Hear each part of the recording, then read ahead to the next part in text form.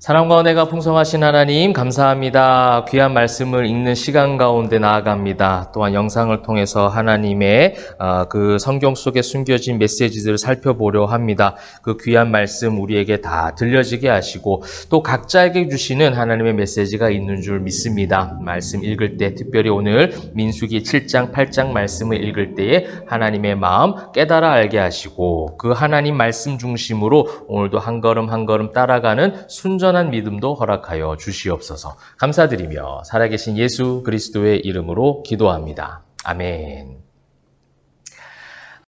사랑하는 성도 여러분, 너무 반갑습니다. 오늘도 우리 매일의 묵상, 매일 말씀을 읽습니다. 매일 말씀 읽는 것이 얼마나 큰 축복인지 여러분 많이 또 느끼시고 또 경험하고 계실 텐데요. 말씀에 힘이 있습니다. 말씀에 능력이 있어요.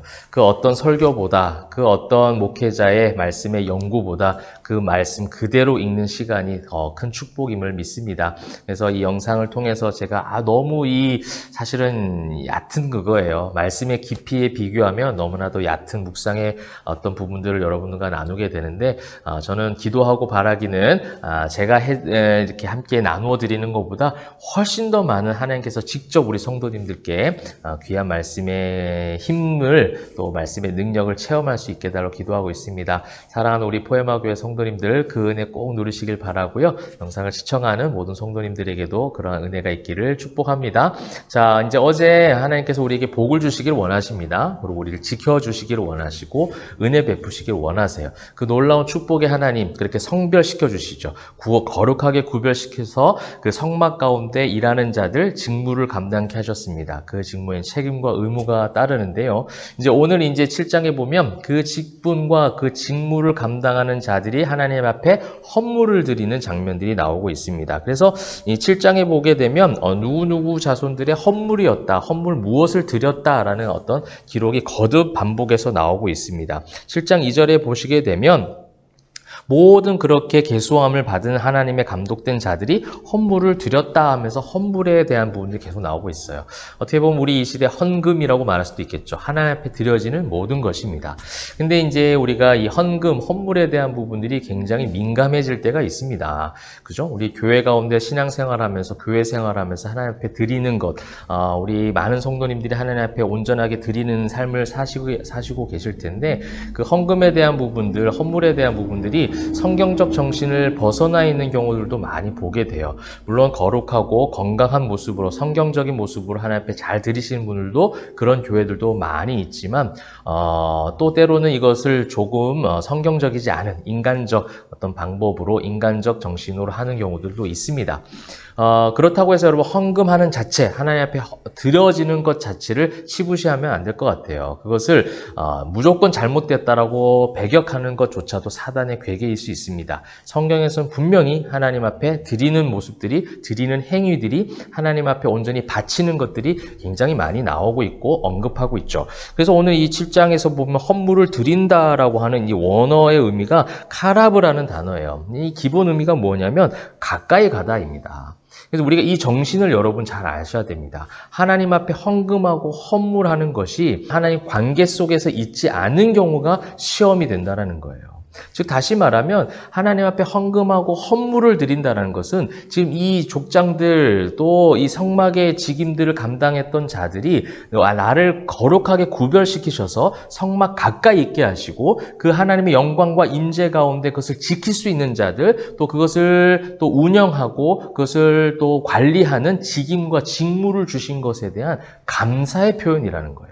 그 하나님과 가까이 갈 수 있게 된 것에 대한 감격과 감사로 지금 이 헌물을 드렸다라는 것이 계속 나오고 있는 것이죠. 근데 우리에게 그 감격이 없어요. 하나님과 가까이 간다라는 감사가 없다라는 거예요. 거기에 대한 은혜가 없고 거기에 대한 감동이 없을 때 헌물과 헌금은 그저 의무만 남아있게 되는 것이에요.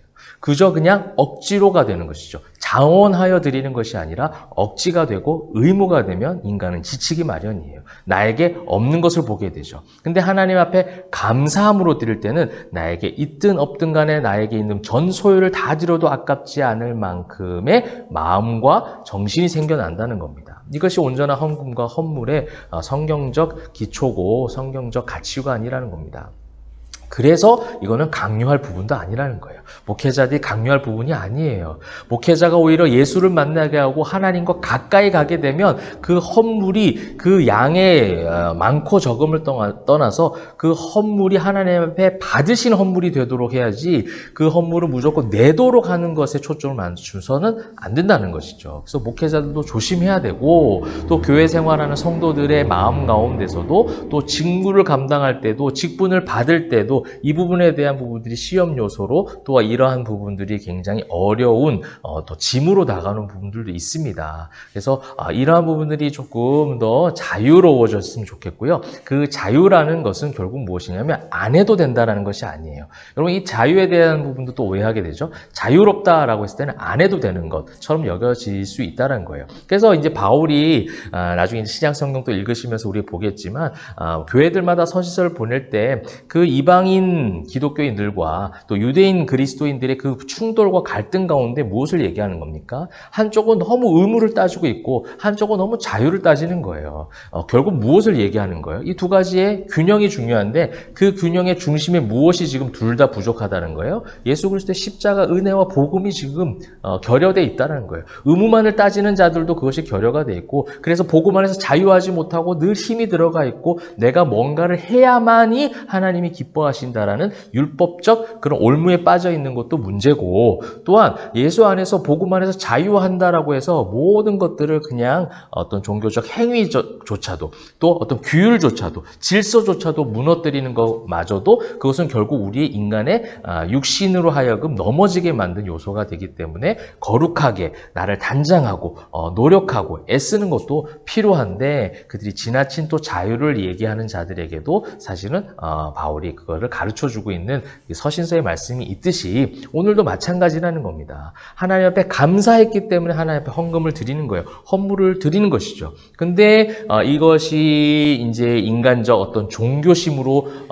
가버리게 되면 의무가 되고 또 강요가 되고, 그러면 이제 헌물과 헌금 자체가 이제 굉장히 부정적인 이미지로 바뀌어버리는 것이죠. 하나님 앞에 드리는 것 자체가 잘못된 것처럼, 하나님 앞에 드리는 것 자체가 인간적인 것처럼 그렇게 치부시되는 경우도 있다라는 거 여러분 생각하실 때에 이 헌물과 헌금에 대한 중요한 성경적 의미들을 7장 읽으시면서 이렇게 많은 사람들이 하나님 앞에 감사함으로 성막을 맡은 것에 대한, 거룩하게 구별된 것에 대한, 그렇게 하나님께서 나에게 복을 주시길 원하고 나를 지켜주시고 은혜 주시기를 원하는 것에 대한 감사의 표현, 자원하여 드리는 헌물과 헌금에 대한 정신, 이런 것들을 7장을 통해서 보시면 좋겠습니다.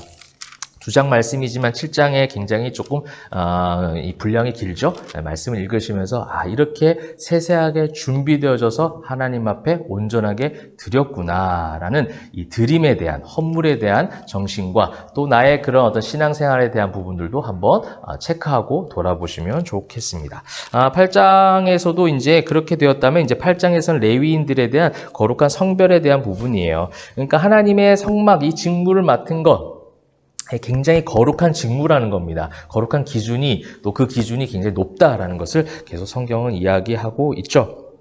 그래서 그들이 어떻게 제사를 드리고 정결하게 하느냐, 성막을 맡은 자들답게 정결하게 생활해야 한다라는 것이죠. 이것은 레위기 어떻게 보면 8장에 있었던 제사장의 규례처럼 민수기 8장에서는 레위인에 대한 규례가 나오고 있습니다. 성전의 제사를 맡은 자들, 또한 성막을 관리하는 성막을 맡은 자들, 이것은 어떻게 보면 오늘날 우리 모든 성도들을 이야기하는 것이겠죠. 하나님의 일을 하는 사람, 하나님의 일을 맡은 사람, 이것은 꼭 교회에서 어떠한 봉사의 부서를 맡은 것만 이야기하는 것이 아닙니다. 그리스도인으로서 살아가는 것, 그리스도인 목사로서 살아가는 것, 그리스도인 남편으로서, 아빠로서 살아가는 것, 또 여러분 세상 속에서 그리스도인으로서의 그 세상 그 직장에서 직원으로 살아가는 것, 그죠? 어떤 사업터에서 어떤 관리자로 살아가는 것, 학생으로서 살아가는 것, 이 모든 것들이 어떻게 보면 제사장의 직무, 레위인의 성별, 레위인의 거룩한 구별된 삶을 지금 모세오경에서 말씀하는 것으로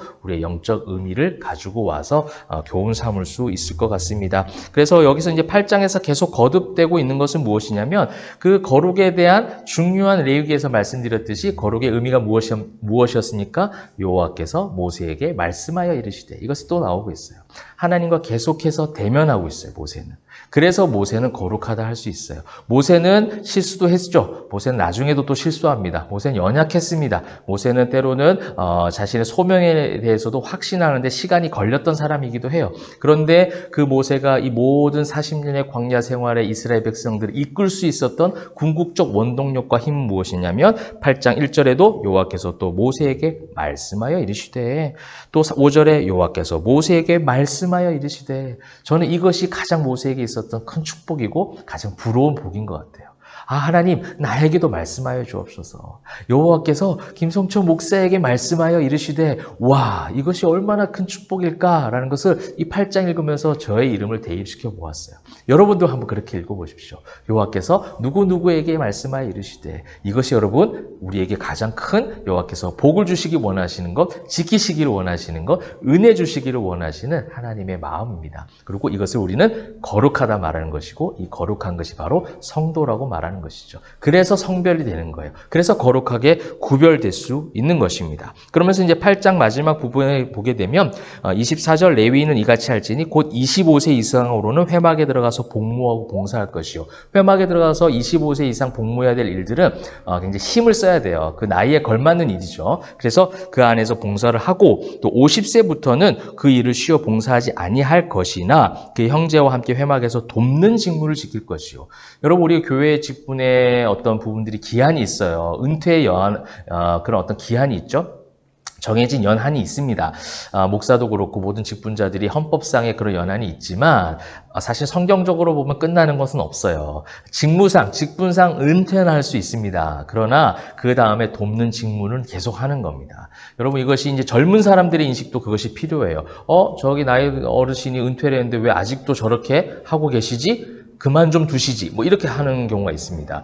그런 생각 가져서는 안 됩니다. 그죠? 또 나이가 많으신, 연세 있으신 어른들은 어떻게 합니까? 이제 은퇴를 했으니 젊은 사람들이 할 수 있도록 놔둬야지. 물론 이제 그런 부분도 필요할 때가 있겠죠. 그러나 어떻게든 기도로 그 일들을 함께 직무를 도울 수 있는, 그래서 교회는 사실 은퇴가 없어요. 모든 성도들은 하나님 나라에 가는 그 순간까지 하나님께서 맡겨주신 성도의 직무를 다 해야 합니다. 그것이 하나님의 사람들의 모습인 거예요. 왜냐하면 마귀는, 사단은 그렇게 해서 직분을 은퇴한 것을 가지고 모든 신앙생활을 다 끝난 것처럼 만들어버린다는 거예요. 여러분, 오늘 이 영상을 시청하시는 연세에 있으신 분들 계십니까? 은퇴하신 분들 계십니까? 여러분, 나이와 직분은 잠시 겉으로 직분, 그 임기가, 직무가 쉴 수는 있겠지만 성도로서 교회를 세워가고 또 다음 세대에게 선한 영향을 끼칠 수 있는 성도로서의 직무는 계속되고 있다는 거. 그래서 어떻게든 여러분 일하셔야 됩니다. 어떻게든 여러분 감당하셔야 됩니다. 열심히 하나님의 백성으로서, 하나님의 자녀로서 복음을 증언하는 일을 마치려 하면은 나의 생명을 조금 더 귀하게 여기지 않겠다는 바울의 정신을 가지시고 그렇게 하시면 좋겠고요. 또 젊으신 우리 후배되는 모든 성도님들은 그런 또 어른들이 계속해서 또 교회에서 그 일들을 또 각자의 자리에서 잘 감당할 수 있도록 서로 협력해서 존중하는 그런 모습도 좀 필요할 것 같습니다. 이거는 하나의 그냥 간단한 적용으로 보았고요. 오늘 이 7장, 8장을 보면서 여러분 꼭 생각해야 될 것이 무엇입니까? 하나님 앞에 감사함으로 자원하여 드려진 인생, 그 헌금, 헌물에 대한 것들을 여러분 잘 또 한번 내 자신을 돌아보고 또 이 말씀을 통해서 교훈 삼으시면 좋겠고요. 또 8장에서는 레위인이 성별되는 장면을 통하여 하나님의 자녀들이 거룩하게 구별되어지는데, 그 구별되어지는 말씀에 계속 반복되는 표현이 무엇이었습니까? 여호와께서 모세에게 말씀하여 이르시되, 레위기에도 계속 그랬잖아요. 계속 여호와께서는 모세와 말씀하고 계세요. 모세는 그것을 듣고 있죠. 그래서 그는 거룩할 수 있었고 거룩하다 말할 수 있는 거예요. 그래서 그는 위대한 지도자라고 평가받을 수 있는 겁니다. 그래서 저도 여러분도 기도하며 말씀 보며 간구할 때, 하나님, 나에게도 모세처럼 이 말씀을 통해서 매일매일 말씀하여 주세요. 그 말씀대로 따라가겠습니다. 그 말씀대로 순종하며 가겠습니다. 그럴 때 그 자체가 여러분 이제 거룩한 인생이 되는 것입니다. 그렇게 오늘 하루도 거룩한 하나님의 백성으로서 성별되어져서 살아가시기를 주님의 이름으로 축원합니다. 기도하겠습니다.